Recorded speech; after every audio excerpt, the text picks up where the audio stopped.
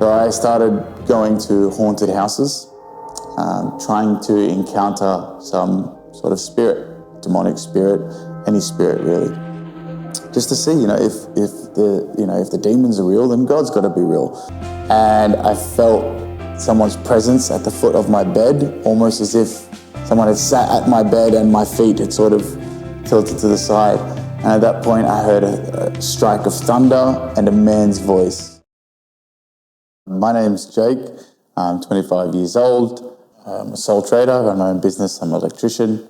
I grew up with a very loving family. They loved me dearly. They did, and they still do, and I love them too. But I did lose my father at the age of 13, which was a massive shock to the system. And then at the age of 14, just a year later, we lost my youngest brother. So it had a massive impact on me. Losing my father left me very lost at the age of 13. I'd lost my father before he could really teach me how to be a man. I didn't know how to shave or anything like that, very, very young, which left me, I guess, with a big identity issue. And I was also told, when that happened, that I sort of had to step up and be the man of the house. So you have this 13-year-old kid who doesn't know how to shave, trying to be the man of the house. Obviously, that's very confusing for someone at that age. So identity was, I would say, a big crisis for me. And then losing Marcus, our youngest brother, again had a very similar effect. It sort of, again, left us in a place of disbelief, a place of hurt. Obviously you don't really ever fully recover from something like that. And so obviously that led into a downward spiral, and my teenage years were somewhat reckless. It left me very much in a state of, I didn't know who I was. My father, like I said, he liked to live his life vicariously through me. And because of that really sort of resulted in a child me who really was just seeking validation from his father. Just really wanted approval from his father. Anything he did, he just wanted his father to be proud. And so losing him obviously left me in a state of, well, where do I get my validation from now? Which left me, again, in an identity crisis. I didn't know who to be because I didn't have somebody instructing me or living their life through me anymore. So it became my life, which was just not what I was used to. So I guess I did a lot of things to try and find out who I was and to try and fill that hole, which led to, a very dark path. But I would say that my identity and my purpose was definitely my struggle. So at that time, I was finding my identity and validation in the world. So in saying that, what that looked like was parties, drinking, drugs, women. These were the things that, I was sort of drawn to, that temporary joy, that instant fulfillment, gratification, So that's sort of what my identity became. The guy that knew how to party, the guy that knew how to have a good time, that always wanted to be with the boys, That sort of became my identity, which obviously isn't a very good identity, it doesn't fulfill you. So it just sort of left me chasing my tail and just falling into the same mistakes weekend after weekend for a very long time. I encountered God for the first time in 2024. This is when I was still with my partner and very much experiencing, my addictions and still lost with identity and hadn't found my feet. But I guess I got to a point where I was sick of wondering. I didn't really know if God was real, if he is real, how could I have gone through the things that I went through? These were a lot of the questions that were going through my head. And I guess I sort of broke it down to, well, I need to start with, is God real? And for me, that looked like, which was, I think, very silly at the time, but that looked like, well, if God's not going to reveal himself to me, logically speaking, where there's good, there's evil, where there's evil, there's good. So if God won't reveal himself to me, maybe I can get the devil to reveal himself to me. So I started going to haunted houses. trying to encounter some sort of spirit, demonic spirit, any spirit really, just to see, if the demons are real, then God's got to be real. But that's where it started. So I started going to these haunted houses and really provoking any sort of spirits that were there. I was saying some pretty irrational stuff and just sort of saying it out loud, trying to trigger some sort of reaction. But nothing. There was nothing. And I guess I remember coming home thinking, all right, well, there's no evil, there's no good. God can't be real. And I sat down and had a conversation with my brother at the time, who had known God and still does know God. But at that time, he had known God for maybe 5-6 years. Very intimate with God. And I told him my findings and basically the fact that, well, now I don't believe. And he made a really good point to me, actually. He sort of sat me down and he said, how stupid do you think the devil is? And I was a bit confused, like, what do you mean by that? And he explained to me, well, if you're seeking the devil so that his presence can prove God to you, why would he reveal himself to you? And I was sort of stumped, I was like, that's a very good question. I don't have an answer to that. And he said, yeah, he wouldn't. Simply put, he wouldn't. If he knows that you're there seeking him so that you can prove that there's good, he's just not going to show himself, because for you to not believe is just as good, is the best thing for him, for me not to believe. And I was like, okay, all right, so where do I go from here? And he encouraged me to try and encounter God. Like, you say that God hasn't revealed himself to you, but you've done nothing to try and encounter him like you have these spirits. Put yourself in a place where God can reveal himself to you. Pray and, read your Bible and just try to seek that relationship with God. So that's how it started. I started from there. Again, I had no intentions of, being a godly person or anything like that. I just wanted to know if God was real. But if that's what was required, then that's what I'll try. So I started praying at night, asking for God to reveal himself to me. And it started off very simple. Just prayers, God, if you're real, show yourself to me. Now, obviously, we have no authority to doubt God and to question him and to say, if you're real, show yourself to me. But this is the prayer that I was making. I was struggling with something at TAFE at the time. I'm an electrician, as I mentioned earlier, and I was going through the process of becoming qualified, getting my license. There was an issue, long story short, there was an issue with my license that was going to require me to basically start my apprenticeship again. I thought, you know what? I'm going to pray about it. Maybe God can reveal himself through this. Sure enough, I got a call from a lady from the Board of Education, New South Wales, about an hour later. She had told me, look, I had just stumbled across your case file. It was sitting on a colleague's desk. I picked it up and read it. I want you to know that something very similar happened to me when I was younger, and it meant that I had to restart my apprenticeship. I'm not going to let this happen to you.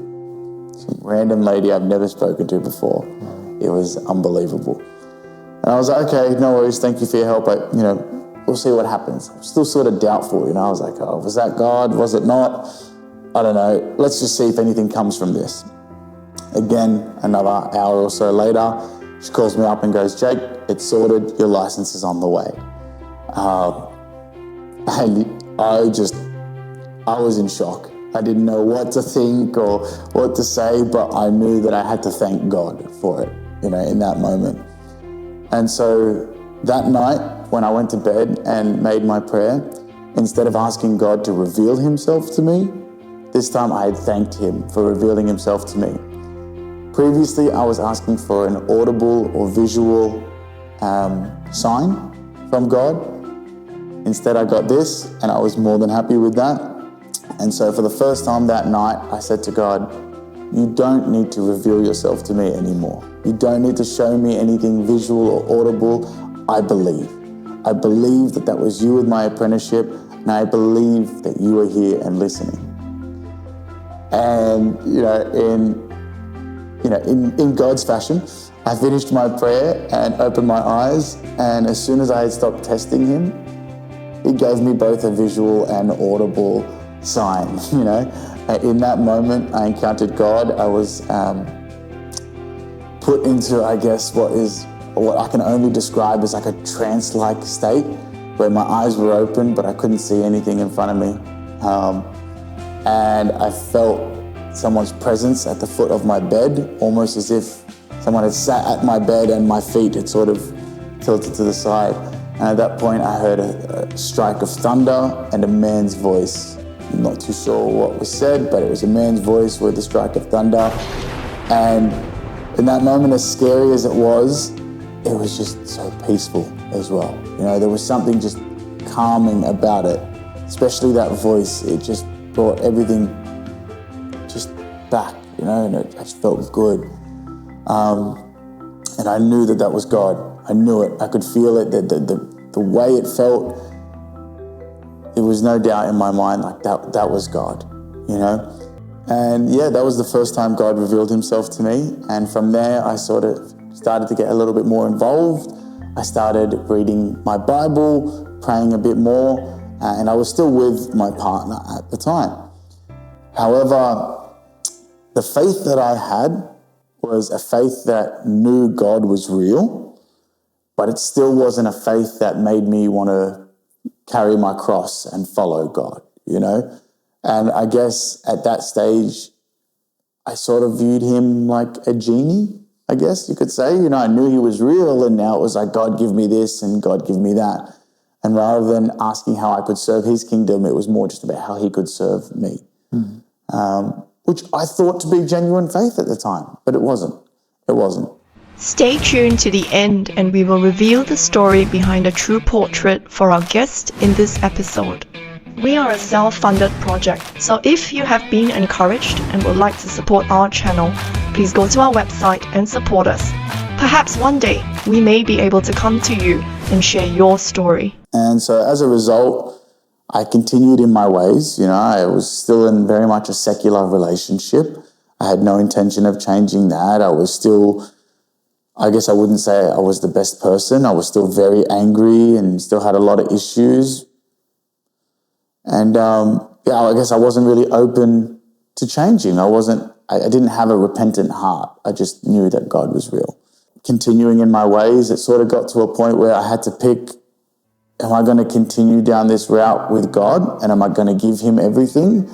Or is that just too hard? I'm not going to do it. And instead, I'm just going to continue my old life. Unfortunately, I chose to continue the life that I was living before. So I chose to pick, I guess, partying, temporary fun over God. My partner at the time as well didn't really like the journey I was taking with God. I mean, she believed in God, but I think she was scared that I was going to be a different person, which happens when you give your life to God. So I chose her as well over God. And wow, did God show himself to me. You know, this really, I guess, shows God's mercy. Because even though he had revealed himself to me in all of his goodness, I still chose the world and people of the world over him. But that wasn't the end. From there, I guess my life continued in a downward spiral. I ended up going back onto the drugs because I was clean for a little bit, especially, before I encountered God that first time, I was clean off the drugs. But now that I had chosen the world, you know, what was stopping me from going back to my old life? So I ended up back on marijuana, very much addicted to that, and sort of going down a downward spiral. I actually fell physically sick, physically ill, where I couldn't keep food down, and almost every single morning I would end up in the bathroom vomiting, you know, and just wasn't able to eat. It got to a point where I had actually dropped down to about 64 kilos, which is nothing. Like, I was just skin and bone at that point. 64 kilos, I became very tired. I was just lacking so much energy. It got to a point where I couldn't even work anymore. You know, I spent days upon days just bedridden. I couldn't get out of bed. I didn't have the energy to get up and go to work or even walk around the house. I just had nothing left. Obviously, that led to a big that had a big impact on my mental health and led to a really dark place of depression, Unable to get out of bed, unable to achieve anything in life. I felt very stagnant and depression started to set in. It was at that point that I actually ended up going to see a psychiatrist where I was diagnosed with 2 mental illnesses, BPD, which is borderline personality disorder, and ADHD. On top of this, I also had the physical illness that was undiagnosed. So I'm going through a lot of, illnesses at this time. Some mental, some physical. The mental ones, they were able to put a name to it, BPD, ADHD. The physical, nothing. I'd seen specialist after specialist. I even ended up having operations where they took biopsies to try and give me some sort of diagnosis. At one stage, they were thinking Crohn's disease, and there was a few other names being thrown around at the time, but ultimately, they had no answer. There was no diagnosis. I was just sick with borderline personality disorder and ADHD thrown in on top, so it was a very tough time.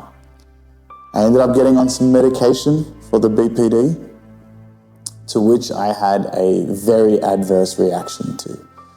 They actually started to make my throat sort of close up. It was very uncomfortable, quite painful. That on top of not being able to leave my bed was just so much. It was just too much. It was at this time as well, while going through all of this, that my partner and I of 6.5 years actually went through a pretty rough breakup as well. It all just became too much, way too much. I was just stuck in this pit, this darkness that I truly just couldn't see a way out of.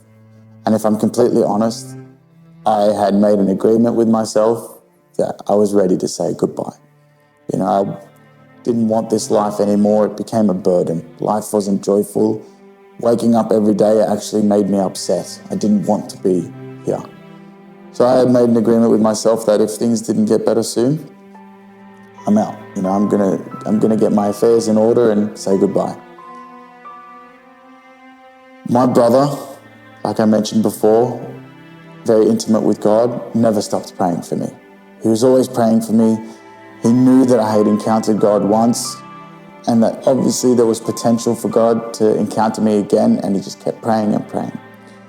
One day, when I was going through all of this, he walked past my room and saw me just breaking down. I was done. That was sort of the moment where I agreed with myself that I'm ready to leave. He saw me in that moment, and I guess he just felt compelled to pray for me. So he came into my room and asked if he could pray for me. And I let him. I mean, at that point in time, I guess in my head I was like, what do I have to lose? We had conversations about God and about his truth and the realness of God.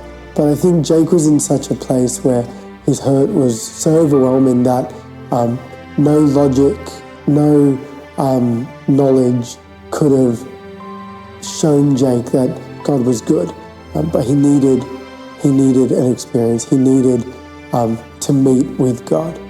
And we had heaps of conversations, and I just saw that through his hurt, there was nothing that I could say that was going to change his mind. He needed an experience with God. So I remember one night, kind of outside in the little table al fresco area, we're just talking, and Jake's just laying out everything. He's laying out his heart, and it was hard, and it was me, Mum, it was all of us, all outside, and we just didn't know what to do. In that moment, all I knew to do was to pray. So I said, Jake, let's go. Took him to his room and I just prayed for him.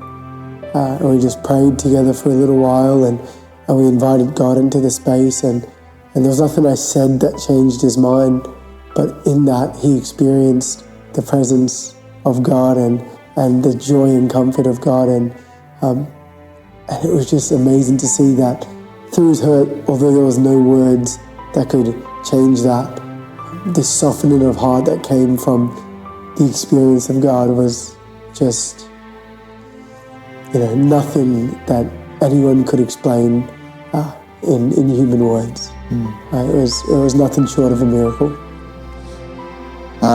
He prayed over me. He prayed that God would reveal himself to me. He prayed that God would give me a peace, a strength to get through all of this, that God would heal me to help me be the best version of myself.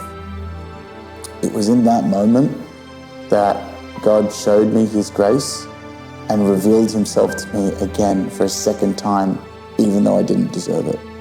Even though I chose the things of the world over him, he still revealed himself to me. And in that moment, he revealed himself through a vision. I had a vision of these plant roots just embedded so deep into the ground. Like I had said previously, I had started reading my Bible, but obviously that sort of fell out. But one of the passages that I read was the parable of the sower, which talks about, seeds being laid on rocky soil, rocky soil, around thorns, and on good soil, and then also just falling on rock itself. And in that moment, it sort of all was made clear to me that the first time my seeds were planted on rocky ground and sprouted up quite quickly, but when the sun came out, that plant just withered away because it had no roots. Whereas this time, the vision he showed me was just these plant roots embedded so deep into the ground. And I know he made it clear to me that this time, this is true faith. Your seed has been planted on good soil. And in that very moment when I had that vision, I just had this overwhelming, unbelievable peace just strike me. And in my darkest moment that I've ever experienced, I went from so much pain to just peace. To peace, it just felt like I was going to get through, None of my situation hadn't changed. I was still going through everything that I was experiencing 30 seconds before that moment, but this time there was just this peace about it, And I just almost took this sigh of relief and just knew that something was going to change, something was going to be different. And then from there was just so many radical changes that God made in my life that I could never have made myself, Literally the next morning, for the first time in months, I didn't throw up. I was able to eat. And that continued, in the morning, I started to get energy back. I was able to walk away from addictions. And I guess, marijuana withdrawals aren't the worst withdrawals, but there are withdrawals. I had none of that. I was able to just walk away, leave it cold turkey, sleep, eat as normal. God got me through that. I was able to quit nicotine as well. I was able to get through this breakup. I was given strength to walk through it, which I at no stage ever thought I could. And my mental illnesses were gone. I think I still live with the ADHD, but the BPD, the borderline personality disorder, which was the main thing that was crippling me, was just gone. There was no more negative self-talk. There was no more depression. There was no more feeling like I'm not enough. I just knew that I was a child of God, and that was my identity. That was who I was called to be. And all of these changes, from the nicotine to the marijuana to the mental illnesses to the physical illness to the strength to get through the breakup, all of this happened in 3 weeks. And like, if you ask me or anybody that suffered the way I suffered, that's inhumane. It's not possible. You don't get out of that place and not just get out of that place, but better yourself to the person who God's calling you to be in 3 weeks. You can't do that. It's not possible. That is God. That is divine intervention. That is what happens when you give your life to Christ. And that's what happened to me. And since then, I have just never felt better. You know, I have an identity now, and that identity is a child of God. The identity is that I'm made in the image of God, and my purpose now is God's calling for my life. Wherever He calls me, wherever He takes me, I will go, and I've never felt better. And that's how I came to know God. Very blessed.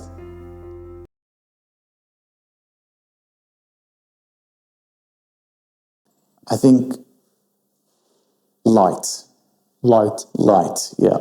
A light upon His kingdom, a light that came from darkness. In a world of AI, everything can be created at our fingertips.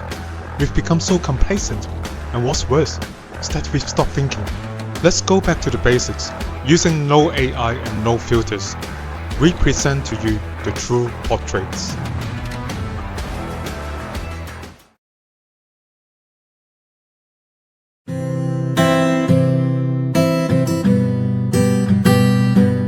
I think light, yeah. A light upon His kingdom, a light that came from darkness. In each episode, we asked our guests to use one word to describe how do they think God sees them. And using that one word, we use photography to create a portrait of them. As an artistic expression, this is how we did it. Every year, there's an event called Vivid Sydney. There are many amazing light decorations. It would be the perfect time for me to shoot Jake's portrait in this festival. But after praying for a few weeks, deep down, I really don't want anything to be man-made. In the book of Matthew chapter 5 from the Bible, Jesus said, "We are the light of the world, and we are to let our light shine before others." What can represent using our life to shine in this world? It made me think of God's amazing creation, the glowworms. It was extremely challenging to take a portrait inside a pitch-dark environment. After 2 months of preparation, by God's grace, we managed to take this portrait for Jake. Just as the glowworms shine their light in the darkness, God brought Jake out of the darkness and into the light, and now he became the light and shine in the darkness. If you would like to learn how we took this portrait, please watch our behind-the-scene video. I hope you're encouraged by Jake's testimony. See you next time. If you would like to share your story about how you discovered your identity in Christ, please go to the Share My Story page on our website. One day, we may be able to come to you and share your story. Please like, subscribe, and share our channel so that the gospel can reach more people around the world.